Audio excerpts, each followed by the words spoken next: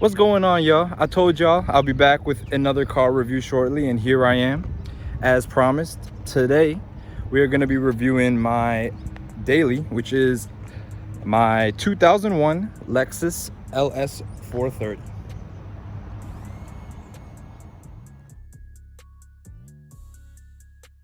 So why the LS430? Why do I daily drive a 21-year-old 200,000 mile plus car? And that's because this is one of the most reliable cars ever made, okay? Lexus is the standard of reliability. And the reason being is because of this car right here.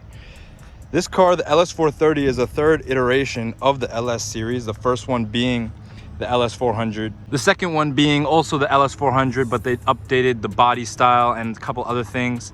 And this is the third one where they actually updated the body style as well as the engine. This has the 3UZ, which is the 4.3 liter V8. An upgrade of the 1UZ, I believe is just bored out or stroked, I'm not sure, but it's just a little bit bigger displacement, same overall engineering. But why the 3UZ? Why is it so important? Well, because it is butter, okay? This is one of the smoothest engines I've ever came across, and especially being a V8, you'd think that you know, it'd be a little rumbly and rough. No, this engine is actually smooth as silk. I know for the advertisements for this car, they put a wine glass on the engine bay and it didn't even vibrate while it was running. So let's see what this 3UZ is all about and why it got such a good reputation for being one of the smoothest power plants ever made.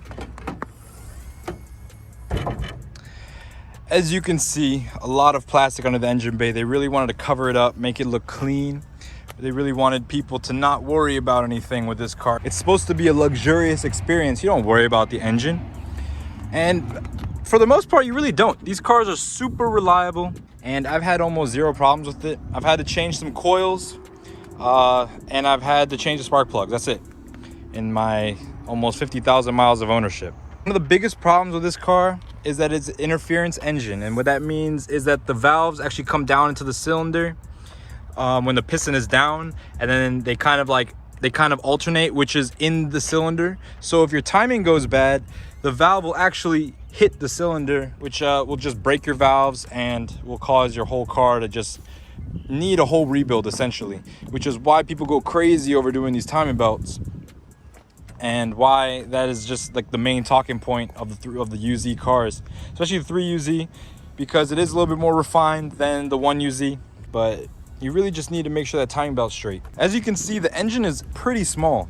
Like, you can easily see the ground through here, and you can easily see the ground behind the engine. The engine's only like 1.5 to 2 feet long. So even though it is a V8, it is still a tiny engine, and I think what Lexus should have done, to be honest, is offer this with like a V12 or something from the Century, because it could easily fit, and it would have gave Lexus a whole new customer base almost. You would have had people like, you know how you buy the regular S550 or you want to get a V12 S600. It could have been the same with this. They could have had an LS something even before they started with the L600 and stuff like that. But you know, Toyota, they like to keep things simple, and simple it is. As you guys can see, this is a pre-facelift version. You can tell by the halogen tails. 2004 and up, came with LED tails. Contrary to what the public believes, I believe the halogen tails are better. The dated look kind of makes this car almost retro in a way. Plus, everyone with the LED tails, you'll see a bunch of them are always missing. And you can't just fix it with a light bulb like these. You got to buy a whole new tail light. So if you have like 3 out of the 100 LEDs missing and you want them all working, that's like $300 for a set, at least. You can also tell this is a pre-facelift by the rounded headlights. As I said, 2004 to 2006, this was at an angle. Grille was a little bit different. But as I said, pre-facelift models to me look better, especially lower. They look period almost. They have like a sort of meekness to them. They're not daring like. So Lexus updated the facelift because this look, in their opinion, was too dated. I don't know, I guess roundness is dated, but it just doesn't look like it's trying as hard. The 2004 to 2006 Lexus LS430s are just They're so overstyled in my opinion. It's like these cars are supposed to be understated, and they just tried to make it a little bit extra, and it didn't really work out for me. Again, that's my personal opinion. I'm a pre-facelift fan, and that's not just because I have one. I actually prefer the look of it better. Also, you guys might be wondering what wheels these are. These are actually the pie wheels, pie plate wheels.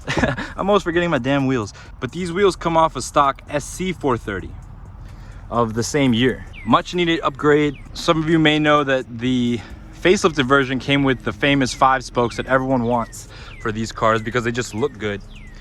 But in my opinion, these look a little bit cooler than the basic 5 spokes. Some of you guys are also wondering, how did you fit these?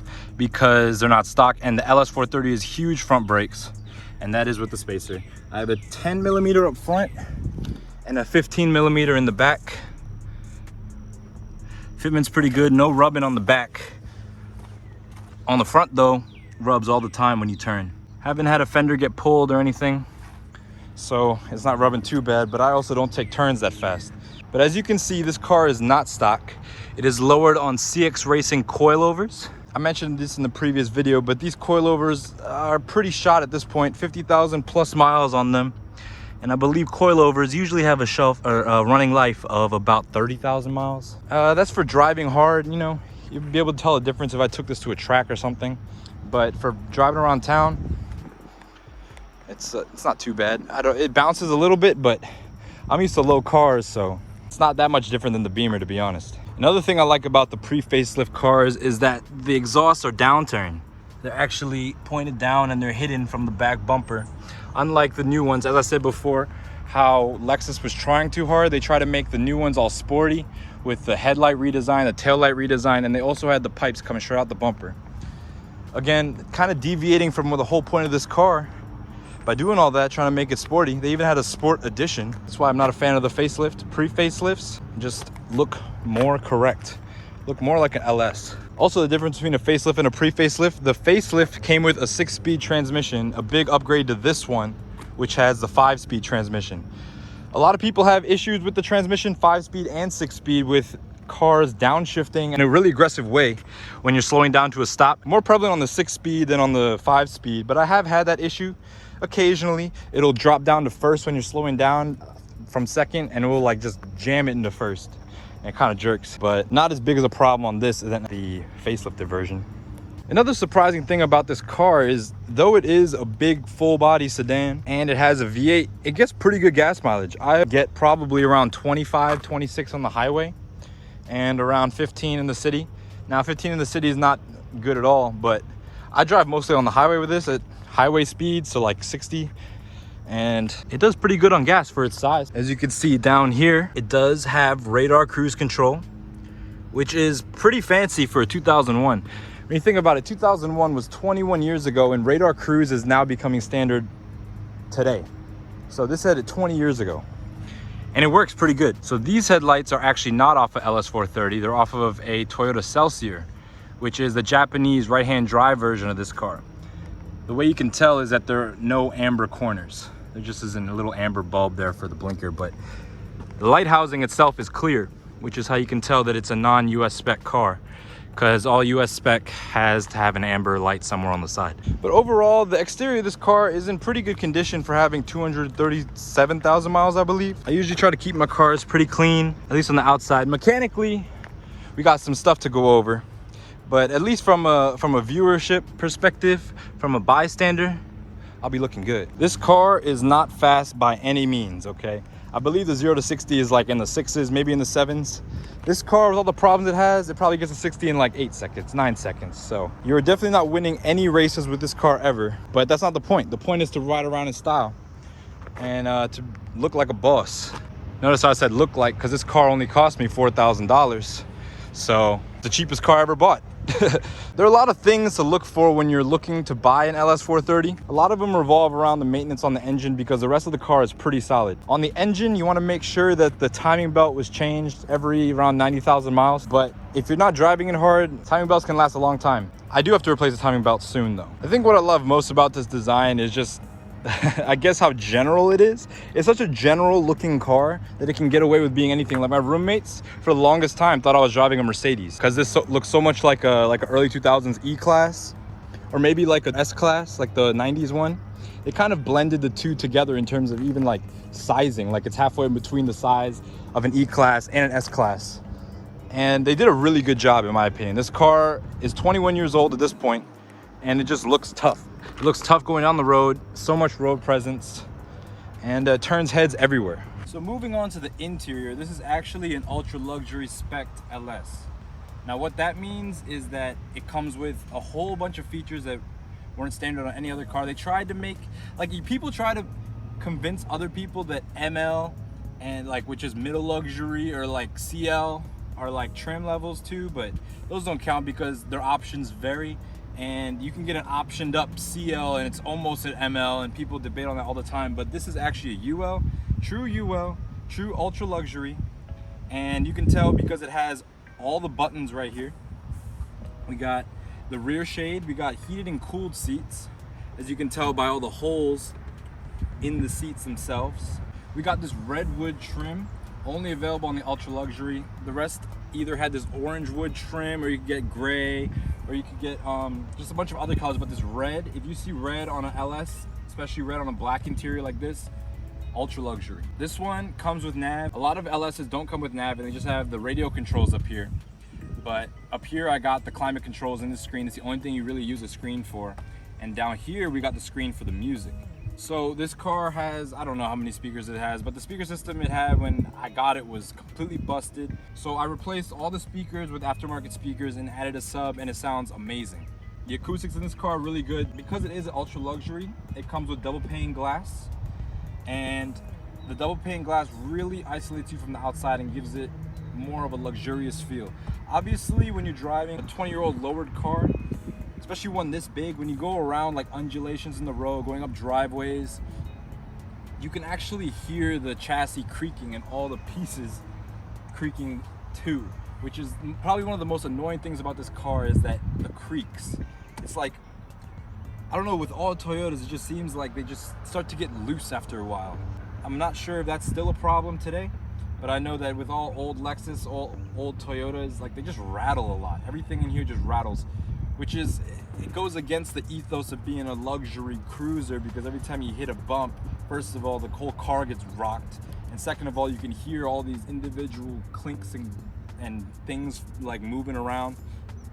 It's really not the best in terms of if you really want a luxurious, smooth experience. Which is another thing I find funny, is that with VIP modifications, as you can see, this car has curtains, it's lowered, it has this big thing, the big mirror, it has this this little braid thing, the fuchsia or whatever.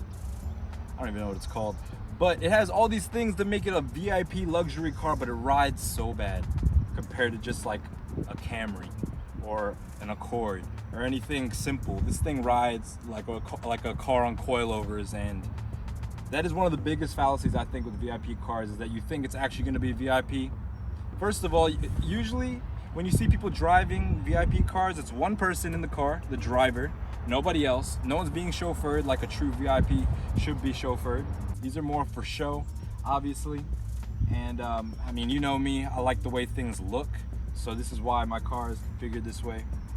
But if you really think a VIP car is the most comfortable, actual VIP experience, you'd be wrong. Another thing, I got this dash cover on the dash, protected from the cracks. This one has no cracks.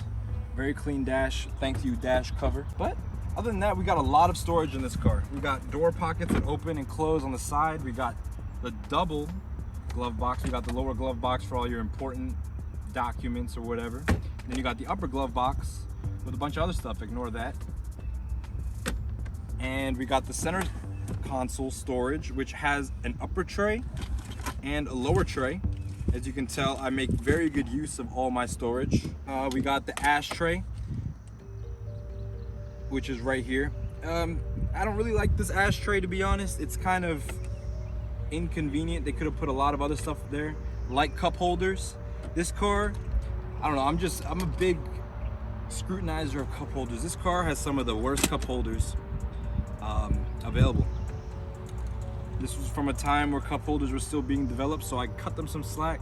But these cup holders, yeah, they're nice, but and convenient because you can put them away. But I'd much rather have just 2 cup holders right here instead of this ashtray. You can put the ashtray in the doors, put the ashtray where the cup holder is. This thing could be an ashtray. As you can see, we got sport and norm suspension settings for when this car actually was stock on air suspension. The ULs also come with air suspension as opposed to just regular springs like in the regular versions. You can see a sport norm. This button is obviously broken, so it's going in there. But we got the height adjustment. This button actually does work. We got the power and snow. So we have power mode and snow mode. Power mode just gives better throttle response. Snow mode just starts the car in 2nd gear. Pretty simple. The differences between all the modes, you can't really tell. It's still slow, still kind of does what it wants to do. It's like when you drive this car, you kind of give it a suggestion. You're like, okay, I'm gonna hit the gas, so I expect you to go fast eventually. And the car's like, okay, I take that into consideration. I'm gonna just go when I feel like it. And that's kind of the same deal with the steering. One of the best things though about the steering of this car, which is very surprising, is the turning radius. With this car, the wheels almost turn 90 degrees, believe it or not. They probably go like 65 or 70 degrees, but they turn a lot. Like the turning radius on this car is probably half of the M6 because of how far the wheels turn. This probably goes an extra 3/4 lock compared to other cars I've driven. It's pretty impressive. This car does have the black interior, which I love, but as you can see, they didn't match the headliner, which is frustrating because it's like this has a black interior, but they really couldn't just make a black Alcantara. This is like a tan Alcantara. It's nice. It's nice to have an Alcantara headliner on a car from this time period because you really didn't see Alcantara up until like after 2010, really. So it's nice to have, but I just wish they made it black. Car has a sunroof, standard sunroof. It is pretty big. I like it. I like the size. Again, with the rattling thing of this car, some parts on the sunroof rattle when it's open, so I rarely open, to be honest. You gotta have the big Broadway mirror. With this mirror, you can actually almost not use your side mirrors because it gives you such a wide frame of view. One of my favorite mods in this car actually is this mirror. Another thing I want to mention is these gauges. When the car is off, the screen, you can kind of see it, but it appears to the naked eye as a black screen. But as soon as, oh, hello gauges. See the gauges waving hi to me. Another thing wrong with this car is this car has the wobbly gauges, which I'm sure you guys are familiar with. I think it's just a resistor is broken or something on the circuit board, but whenever I turn the car on, the gauges, they say a little hello. But nice old school grandpa steering wheel. Ignore my crack. But the steering wheel has seen better days. I would like to refinish it, to be honest, because of all these sunshine cracks and how disgusting it actually looks, but it's a nice wheel. Also, adding to the luxuriousness, all auto on all 4 windows. That's a flex. Moving on to the back seat, this is where all the magic happens. This is what makes the ultra luxury the best version of this car and why it's so sought after. So what we got right here is the control panel. With this, we can raise the headrests, right? Automatic headrests on this car, front and rear actually. We can also recline the rear seats. As you can see, this whole bench is sliding right now. Very fancy, very luxury. And finally, this car also, you can't really see it, but it also has seat massagers for the rear seats only. As you can see, when this car was made, it was intended to chauffeur important people around, but as you can tell, that didn't really pan out as I'm owning it and I'm driving it for myself now. But also here you can control the volume, you can control the rear temp. This is 3-zone climate control, so we got 2 zones in the front, and the rear has its own zone, which is it's kind of like a half zone because it's only for an AC purifier, so you can get your own AC zone, but you don't really get your own heat zone, which is interesting. but it allows the rear to be cooled a lot faster when the air is on. And the final pièce de résistance is the ultra luxury comes with a fridge. Now, as you can see, it's not the biggest fridge, and it's not really a fridge, but it is a cooler. And what it does is that it reroutes the rear AC zone into the fridge. So if you have it, you have to actually turn it on when you drive. You can't just turn on the car and expect it to stay cold, or even expect it to stay cold at all. Because once you turn off the AC in the back, then it stops working. But if you're on a long trip and you want to keep your drinks cool as opposed to just putting them in a cup holder, this actually works pretty well. It when you take it out, like if you take cold water or take a bottle of water out of there, you can see the condensation on the bottle, which means it's cold. This car does have a rear window shade, but it is not working at the moment. I can show you what it does.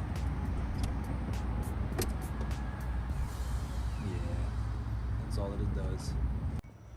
One final thing about this is the trunk in this car is actually huge. Ignore my messy trunk as usual. But as you can see, it's wide. The opening is nice. You got a nice low floor for this part. They really wanted to make this car a very convenient car to own. And I tell you it is. Very little things I've had to do to it. Just regular oil changes and make sure it doesn't misfire, and it'll treat you well. As I said, big 12 really adds to the sound experience, but you guys get the point. One thing I hate about this car, one of the few things I hate about this car, is the noise the trunk makes when it closes. I don't know if this is everybody or just me, but just listen.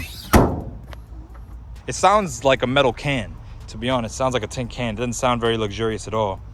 And I don't know if like the sound deadening is gone or what, but it sounds weird.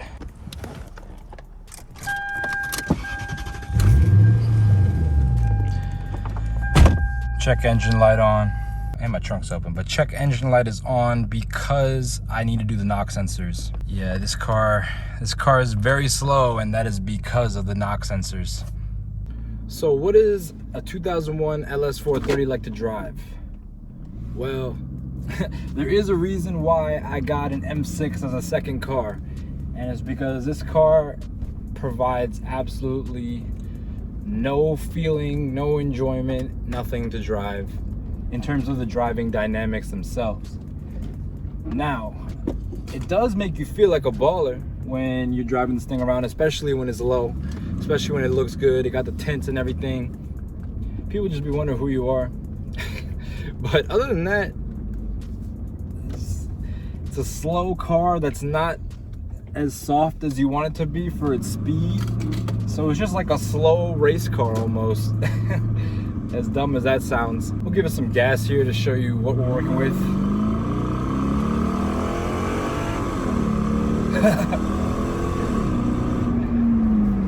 All this black smoke just came out the back. As you can tell, I haven't floored this car in a while. It's really not what it's about. But it goes when you want it to go. It just takes a while to register. It's like, oh, you actually want to go. Okay, let's get ready to go now. Okay, we're doing it. Okay, now we're going. Also, when you floor it, the cats in this car are done, so it just smells like straight rotten eggs. Yeah, it smells terrible. Hey, you know, when you're driving this car like I'm just driving on a regular road going 45, it's not bad at all. You know, it gets you from A to B. As I said, the coilovers are pretty rough. The bushings are done. Every time you hit any sort of gap, any bridge gap, any beginning of a speed bump or anything, this thing just bang. But as I said, driving this around every day, great car. It's actually one of the best cars you can do this in if you really have nowhere to go fast, but you just want to get there, and you want to get there for cheap, and you want to get there with sort of luxury. It's the best car for that. The drivetrain, I said the suspension is rough. Drivetrain is butter. You can't even feel the gear changes. You can't, like when you give it gas, it just goes. There's instant torque. They tuned the V8 to have that low end torque. That's what you need from a daily. Compared to other cars like my M6, you stay above 3 grand in the rev range most of the time. This, however, you stay between 1 and 2 grand most of the time. So you're really not using any gas. And it's really a good daily. It's a great daily, actually. As I said, I don't really whip this around because of the cat issues. I only floor it once in a while, so I don't really smell it that often anyway. besides rolling around looking like a boss, driving slow, this car really doesn't have that much purpose, which is why it's so cheap. As you go over this bump. Not the smoothest ride, but at least the power comes on very smooth.